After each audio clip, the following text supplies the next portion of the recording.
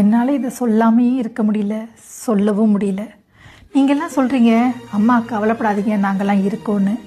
ஆனால் காலையில் பேசலாம் நினச்சா காலையில் ஃபோனும் கையுமா தான் வரீங்க. மத்தியானம் ஃப்ரெண்ட்ஸ் கூட அரட்டை அடிக்கிறீங்க.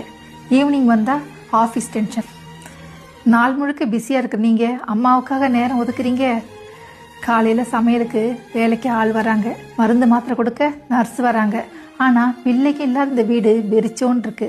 அம்மா எப்படிம்மா இருக்கிறீங்கன்னு ஒரு ஃபோன் கால் உங்ககிட்டேருந்து வருதா?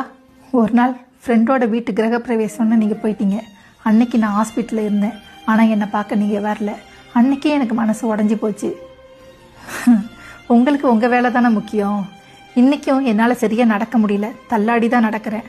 ஆனால் ஒவ்வொரு நாளும் ஃபோன் கால் வருமா, டோர் பெல் அடிக்குமான்னு காத்துக்கிட்டு இருக்கேன். இன்னமும் காத்துக்கிட்டு தான் இருக்கேன்.